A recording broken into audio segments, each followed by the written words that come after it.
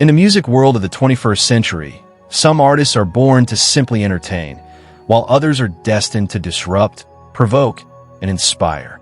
Dominic Richard Harrison, the world knows him better as Yungblud, belongs to the latter category. With his messy pink hair, black nail polish, and an unshakable belief in the power of youth rebellion, Yungblud has carved out a space in modern rock that refuses to conform to tradition. As of now, Yungblud is not just a singer, but a cultural phenomenon. He has amassed an estimated net worth of around $4 million, according to various entertainment and finance outlets. That number, however, tells only a fraction of his story. For fans across continents, his true wealth lies not in bank balances, but in the community he has built, one that champions individuality, freedom of expression, and empathy in a world that often feels cold and divided. Early life. Yungblud's story begins on August 5, 1997, in Doncaster, South Yorkshire, England. His parents, Justin Harrison and Samantha Harrison, raised him in a household that hummed with music and entrepreneurial spirit.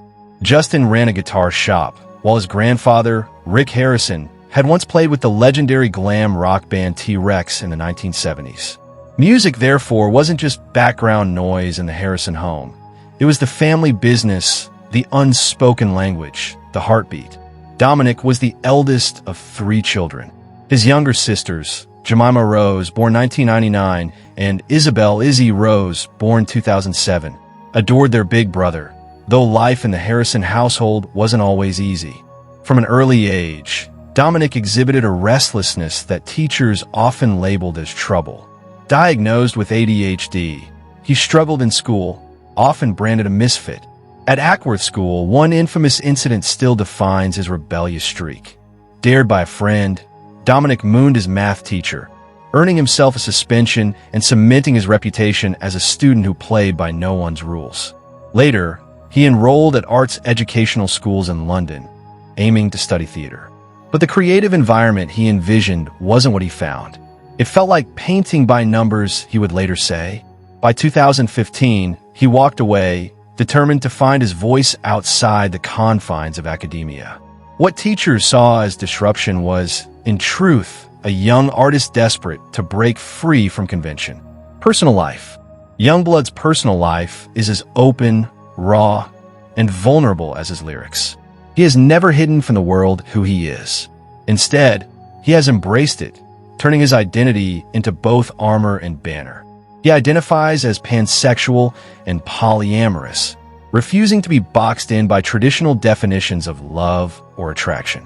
His openness has made him a beacon for young fans struggling with their own identities.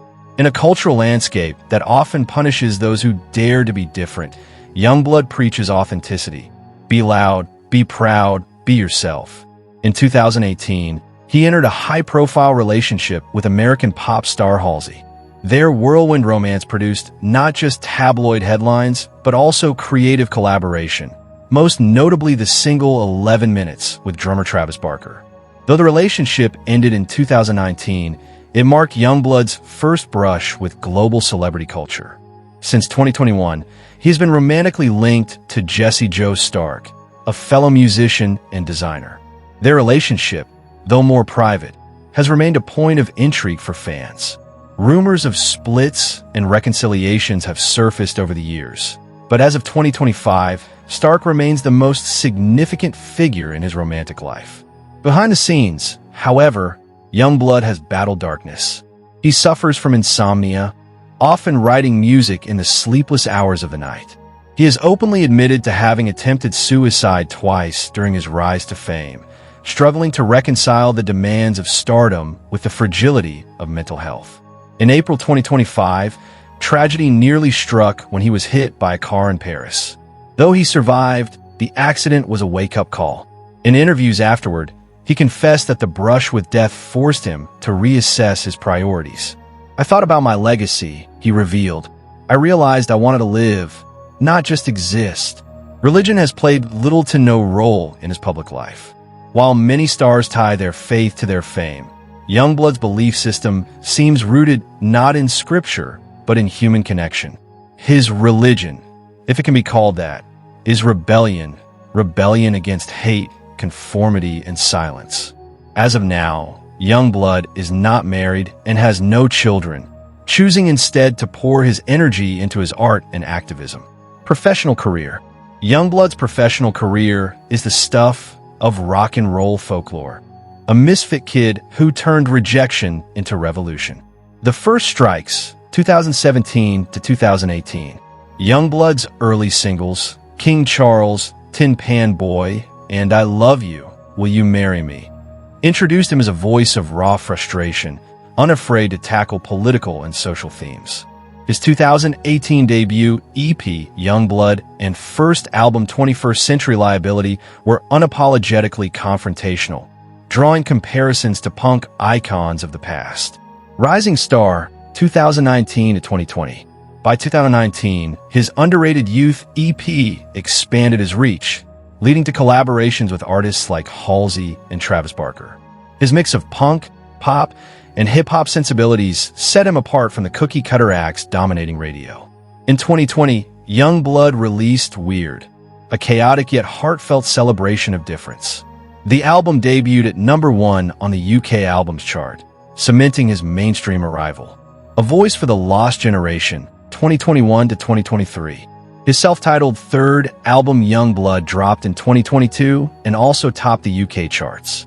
Critics praised it as his most refined work yet, a balance between rebellion and vulnerability. He also began touring globally, packing venues with fans who saw his concerts not as performances, but as communal rallies of belonging. Breaking boundaries, 2024 to 2025. In 2024, he launched Bloodfest, a music festival designed to be affordable for fans, a rarity in an age of sky-high ticket prices. It was a move that not only showed business acumen, but also reinforced his image as an artist for the people. Then, in June 2025, he released his fourth studio album, Idols.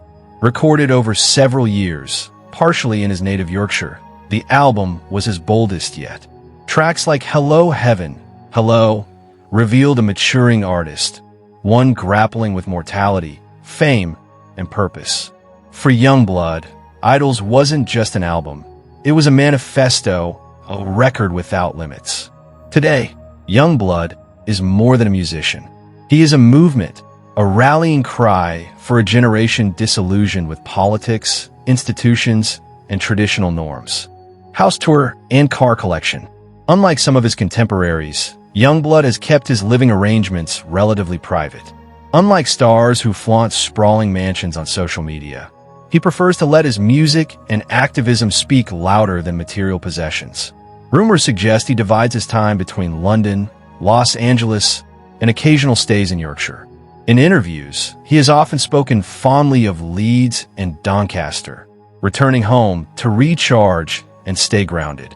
But details about his residences, whether he owns or rents, whether he has multiple properties, are carefully guarded. As for cars, Yungblud has never been one to brag about exotic collections. He has been spotted in modest vehicles, far from the Ferraris and Lamborghinis that populate celebrity Instagram feeds. If he does own luxury cars, he has chosen not to flaunt them, reinforcing his image as a star who prioritizes connection over material excess. College career. While often described as self-taught, Yungblud did briefly pursue formal education in the arts. His time at arts educational schools, London, gave him exposure to theater and performance. But his restless creativity couldn't be contained by rigid structures. Dropping out in 2015, he decided to chart his own path. That decision, risky as it was, became the cornerstone of his legend. Yungblud was not molded by institutions. He was forged by instinct, rebellion, and the streets. As of today, Yungblud is alive. Despite brushes with darkness, suicide attempts, and a near-fatal accident in Paris, he continues to live, perform, and create. There is no cause of death to report, only a cause for celebration. The survival of a young man who has given millions of fans a reason to scream, cry, and believe in themselves.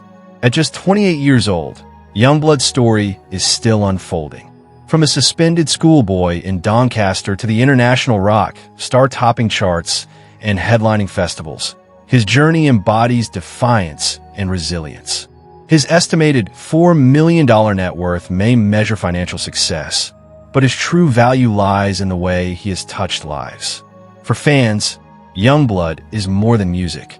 He is a symbol, a reminder that being weird is a gift, not a curse. That rebellion can be righteous. That survival itself is a form of art. In the chapters yet to be written, one thing remains clear. Yungblud will never go quietly. His voice, loud, unfiltered, and unapologetic, will continue to echo in the ears of generations still searching for themselves.